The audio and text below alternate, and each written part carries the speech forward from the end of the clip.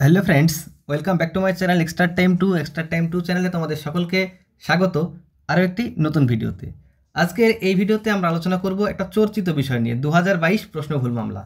আমরা সকলেই জানি 2022 প্রশ্নভুল মামলা কলকাতা হাইকোর্টের সিঙ্গেল বেঞ্চে চলছে। তো সেই মামলার বর্তমান স্ট্যাটাস কী এবং ভবিষ্যৎ কী, মামলা থেকে প্রশ্নভুল প্রমাণিত হলে নাম্বার কমতে পারে না বাড়তে পারে, এই হাজারো কোশ্চেনের অ্যান্সার এই একটা ভিডিওতে দেওয়া হবে। তোমরা প্রথম থেকে ভিডিওটা শেষ পর্যন্ত দেখবে, অবশ্যই কিন্তু তোমরা সমস্ত কনফিউশন দূর করতে পারবে। তো চলো আমরা মূল ভিডিওতে প্রবেশ করি। আর মূল ভিডিওতে প্রবেশ করার আগে তোমাদের বলবো, যারা বিশেষ করে 22 স্টেট পাস আছো তারা প্রত্যেকে চ্যানেলটিকে সাবস্ক্রাইব করে দিও।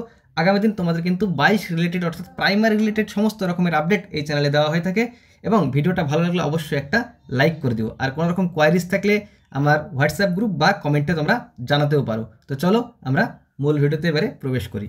2022 যে প্রশ্নভুল মামলা, সেখানে 24টা প্রশ্নভুল মামলা আপিল করা হয়, অর্থাৎ 24টা প্রশ্ন ভুল আছে এরকম এই মর্মে একটা কেস ফাইল করা হয়। ইতিমধ্যে আমরা দেখেছি শুনানি কয়েকটা হয়েছে এবং বর্তমানে এই 24টা যে প্রশ্ন ভুল আছে সেটা প্রমাণ করার জন্য বা ঠিক আছে সেটা প্রমাণ করার জন্য কলকাতা হাইকোর্ট থেকে কিন্তু একটা নির্দেশ দেওয়া হয়েছে। সেই কী নির্দেশ দেওয়া হয়েছে? যাদবপুর ইউনিভার্সিটির উপাচার্যকে বলা হয়েছে একটা কমিটি গঠন করে এই প্রশ্ন ভুলগুলো আছে কি না দেখতে বলা হয়েছে। অর্থাৎ প্রশ্ন ভুল থাকলে সেখান থেকে প্রমাণ হবে, বা প্রশ্ন যদি ঠিক থাকে সেখানেও কিন্তু একটা প্রমাণ হয়ে যাচ্ছে। তো তার জন্য 1 মাস টাইম দেওয়া হয়। 1 মাস পরে কিন্তু এই মামলার শুনানি হতে যাচ্ছে।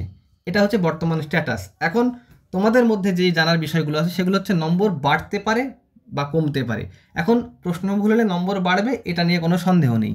এখন কমতে পারে কি নিয়ে এটা নিয়ে টেনশন, কারণ অনেকেই পাস করে আছে যারা রাউন্ড ফিগারে 82-তে পাস করেছো, 83-তে পাস করেছো, 90-এ পাস করেছো, 92-এ পাস করেছো, তারা টেনশন করছো নাম্বার কি কমে যাবে কিনা। কেন কমে যাওয়ার কারণটা কি? তোমরা অনেকেই ভাবছো যে যদি প্রশ্ন ভুল প্রমাণিত হয় এবং দেখা যাচ্ছে পর্ষদ যেই এই অপশানটা নাম্বার দিয়েছে সেই অপশানটা হলোই না উত্তর, অন্য অপশান হলো, তাহলে কি নাম্বার কমে যেতে পারে? দেখো, আমি তোমাদের প্রথম কথাই বলি, পর্ষদ যে অ্যান্সার কিটা দিয়েছে সেটা তো থাকছেই, এবং যদি প্রশ্ন ভুল থাকে সেক্ষেত্রে যে কোশ্চেনটা ভুল আছে সেই কোশ্চেনকে সবাইকে নাম্বার দেওয়া হবে প্রথমত। এটাই হচ্ছে মুদ্রা বিষয়।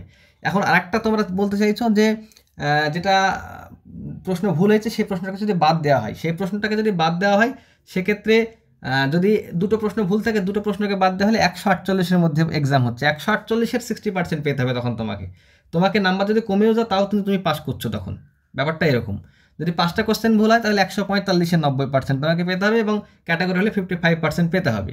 এরকমই না, তখন আর 82 পেতে হবে, তখন কিন্তু নাম্বারটা কমে আসবে। এটা একটা বিষয় গেল। আর দ্বিতীয়ত আরেকটা হচ্ছে, যারা পিটিশনার হয়েছে নম্বরটাকে বাড়ানোর জন্য গিয়েছে, নম্বরটাকে কমানোর জন্য যায়নি, তাহলে পিটিশনার হয়েছে যদি প্রশ্নকে বাদ দেওয়া হয়, যেটা ভুল আছে সেই প্রশ্নটাকে বাদ দেওয়া হয়, তারা একটা পিটিশনার পাস করছে না।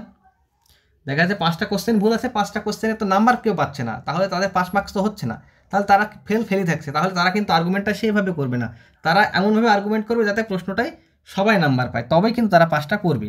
তাহলে প্রশ্ন ভুল থেকে নাম্বার কমার সম্ভাবনা একদমই নাই, এটা মোটামুটি প্রমাণিত। তোমরা হয়তো অনেকেই টেনশন করছো নাম্বার কমবে কিনা, কোনোভাবেই কিন্তু নাম্বার কমছে না। এখন আরেকটা বিষয় হচ্ছে 24টা প্রশ্ন ভুল বলা হচ্ছে, তাহলে তো অনেক ক্যান্ডিডেট পাস করে যাবে। দেখো 24টা প্রশ্ন ভুল কেন করা হয়েছে, এখানে কিন্তু একটা ব্যাপার আছে, এখানে একটা পিটিশনারের ব্যাপার আছে। এই যে 24টা প্রশ্ন ভুল দেখলে যারা দেখা যাচ্ছে এরকম পেয়েছে, 60 পেয়েছে ক্যাটাগরিতে আছে, তারাও কিন্তু পিটিশনার হয়ে যাচ্ছে যে যদি 24টা প্রশ্ন ভুল প্রমাণ হয় তাহলে আমি 60 পেয়েছি আর 24 যোগ করলে 84 হয়ে যাচ্ছে, তাহলে তো আমি পাস করে যাচ্ছি, তাহলে আমি পিটিশনার হয়ে যাই। তাহলে কি এই মামলাটা যারা চালাচ্ছে তাদের কিন্তু আর্থিকভাবে সবল হয়ে যাচ্ছে, এটাই কিন্তু বাস্তব বিষয়। এখন দেখা যাচ্ছে যদি দুটো প্রশ্ন ভুল মামলা করা হতো তাহলে কি হতো, যারা দেখা যাচ্ছে যে 88 পেয়েছে তারাই হচ্ছে পিটিশনার হতে যেত, বা যারা দেখা যাচ্ছে 80 পেয়েছে তারাই পিটিশনার হতে যেত। তাহলে কি পিটিশনের সংখ্যা কম হতো, তাহলে এই কেসটা চালাতে যে আর্থিক সহযোগিতা দরকার সেটা কিন্তু পেতো না। তো ওই জন্য কিন্তু 24টা প্রশ্ন ভুল মামলা করা হয়েছে। 24টা প্রশ্ন কিন্তু কোনোদিনই ভুল নাই, সে 2022 হোক এবং 2017তেও দেখেছি 21টা প্রশ্ন ভুল, যেখানে একটা প্রশ্ন ভুল হয়তো খুব বেশি হলে হতে পারে। তো এটাই ব্যাপার, 24টা প্রশ্ন ভুল দেখে তোমরা ঘাবড়িয়ে যাচ্ছ, প্রচুর ভুল, এরকম কোনো ব্যাপার না। প্রশ্ন ভুল 2022-এর থেকে যদি হয় 2 থেকে 3টে কোশ্চেনের হয়তো অতিরিক্ত নাম্বার হতে পারে, তো সেখান থেকে কিন্তু অনেকেই নাম্বারটা পেয়ে গিয়েছে, হয়তো কোনো ক্যান্ডিডেট পাবে। এবং 2022-এর প্রশ্ন ভুল নিয়ে এত মাতামাতি করার কিছু নেই। যারা 2022 স্টেট পাস করেছো নিশ্চিন্তায় থাকো, 2022-এর প্রশ্ন ভুল সিঙ্গেল বেঞ্চে জাজমেন্ট যদি প্রশ্ন ভুল প্রমাণিত হয় সেটা ডিভিশন বেঞ্চে যেতে পারে, এবং ডিভিশন বেঞ্চ থেকেও জাজমেন্টটা যদি অন্যরকম কিছু হয় এটা সুপ্রিম কোর্ট পর্যন্ত করাতে পারে। তোমরা দেখছো পশ্চিমবঙ্গের প্রাইমারিতে কোনোভাবেই সিঙ্গেল বেঞ্চ ডিভিশন বেঞ্চে কিন্তু লড়াই শেষ হয়ে যাচ্ছে না, এটা কিন্তু সুপ্রিম কোর্ট না যাওয়া পর্যন্ত এই লড়াই কিন্তু থামছে না। অতএব এই কেসটাও কিন্তু একটা আমরা দেখেছি 2022-এর মামলাটা একটা ছোট্ট কেস, সেটা সুপ্রিম কোর্টে কীভাবে ঝুলে আছে। তো প্রশ্নভুল মামলা থেকেও কিন্তু এরকমভাবেই সিঙ্গেল বেঞ্চ, ডিভিশন বেঞ্চ এবং সুপ্রিম কোর্ট পর্যন্ত যেতে পারে, এটা আর বলার অপেক্ষা রাখে না। আমরা দেখতেই পাচ্ছি প্রত্যেকটা কেস সুপ্রিম কোর্টে গেলেই নিষ্পত্তি হচ্ছে, তার আগে কোনোভাবে নিষ্পত্তি হচ্ছে না। তো তোমরা যারা 22-এ এখন টেট পাস করেছো তাদের প্রত্যেককে বলবো কোনো রকম টেনশন করার দরকার নেই। আর 2017 যে প্রশ্ন ভুল আছে সেই প্রশ্ন ভুল থেকে যদি কোনো রকম নাম্বার বেড়েও যায়, 2017 ভুল যদি প্রশ্ন ভুল প্রমাণিত হয়, সেক্ষেত্রে 2022-এর সঙ্গে যে প্রশ্ন ভুলে কম্পিটিশন করবে এরকম ভয়ও তোমরা করো না, কারণ 2017-তে যারা 2-1 নম্বরের জন্য ফেল করেছে তারা কিন্তু ম্যাক্সিমাম ক্যান্ডিডেট 2022-এ অলরেডি পাস করে গিয়েছে। তো সেখান থেকে হিউজ ক্যান্ডিডেট বেরিয়ে আসবে, কোনো ব্যাপার না। আর 2014 সালে যে প্রশ্ন ভুল আছে সেই প্রশ্ন ভুল ম্যাট 1594 বর্তমানে স্টে আছে, সেই স্টেটা কবে উঠবে তার কোনো ঠিক ঠিকানা নেই। আর 2014 যে প্রশ্ন ভুল মামলা, সেই প্রশ্ন ভুল মামলার ভবিষ্যৎ খুব একটা ভালো নেই, কারণ 2014 ওএমআরই যেখানে নেই, ওএমআর পাওয়া যাচ্ছে না, সেখানে কিসের প্রশ্ন ভুল কিসের যেখানে ওএমআরের মামলাতে ওএমআরই টিকবে কিনা কোনো গ্যারান্টি নেই, সেখানে আবার প্রশ্ন ভুল মামলা কী হবে, ওইটাও কিন্তু স্টে থেকেই যাবে। তো চলো ভিডিওটা দীর্ঘায়িত করবো না, এই পর্যন্ত তোমরা অনেকে রিকোয়েস্ট করেছিলে ভিডিওটা করার জন্য, ওই জন্য করলাম, কোনো টেনশন নেই। Thank you.